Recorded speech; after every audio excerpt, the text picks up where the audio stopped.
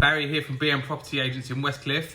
Today I'm going to do a video based on my 4 favourite options in which you can set a marketing price for your home when selling. Now there are more than 4 choices out there, but these are my 4 favourite. I'm going to listen to you now, and then I'm going to give you a breakdown as to the right setup in why you would select these and why they're my favourite. So the 4 are an asking price, which is obviously the most common, a guide price, which is which gives you literally have the buyers gives the buyers more of an idea of where you want the price to sit. A offers in excess of, so setting the price lower, but you to entice them to bid higher. And then a price on application, which is going to be for your more, maybe more unique properties that are at a higher price range to try and generate more interest. Now, that's the basics of it, but let me dig a bit deeper and explain that a bit more, starting with the asking price. So the asking price, this is the most traditional way and is used by most agents and sellers during the sale process. It's one of the most popular due to its transparency, because the asking price quite literally is the asking price. So it invites buyers to then think about and talk about whether or not it's worth the actual price that it's being marketed for, which in most cases ends up being a no. So it means the buyer ends up offering less than what that asking price tends to be. Now there's no problem with this, because that should hopefully be spoken in within the strategy that the asking price is the asking price, and there's a bit of a manoeuvre space anyway. But when you choose the asking price, do be careful, because if you want to market to very close to the actual price that your home is worth.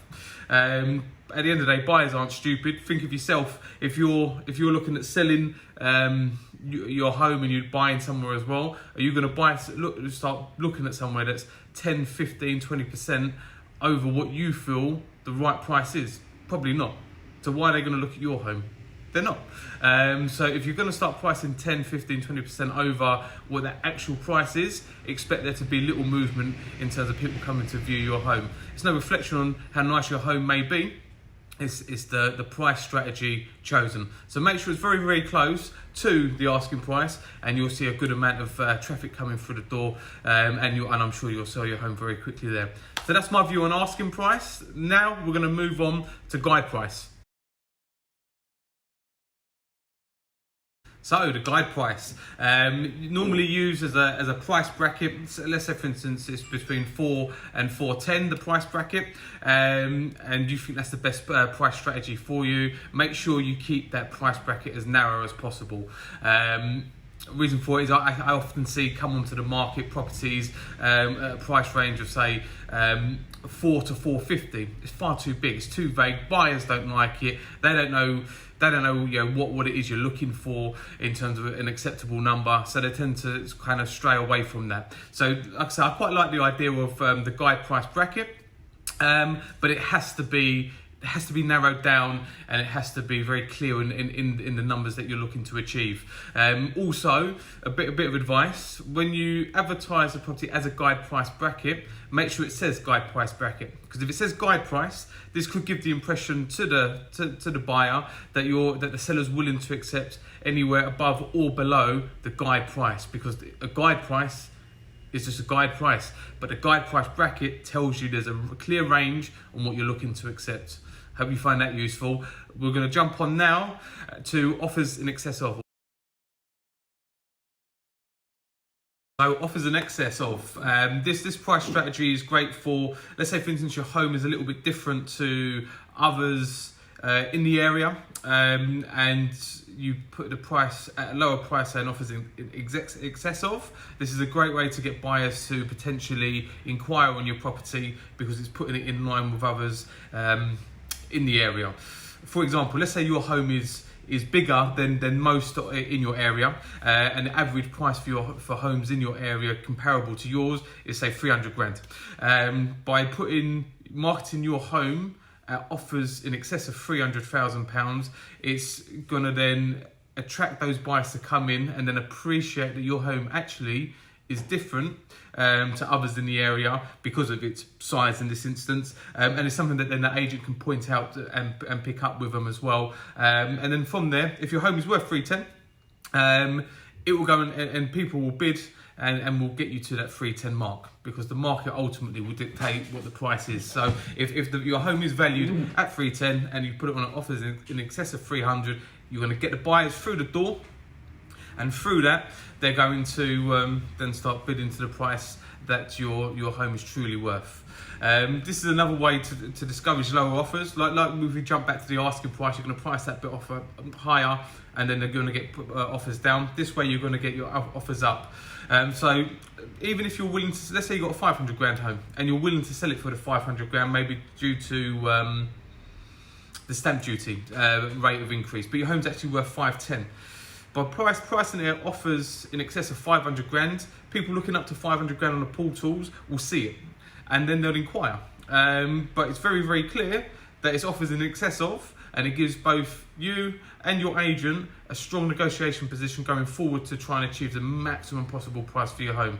So offers in excess of works really, really well if it's utilised correctly and for the right reasons to the right properties. It's a strategy personally I really like. On to the next one, which is price on application. Okay, so price on application, POA, as it would appear on the portals. This is the rarest form of marketing strategy, but can be a good approach on properties which are expected to have a lesser level of demand. It could be simply due because its value is naturally quite high.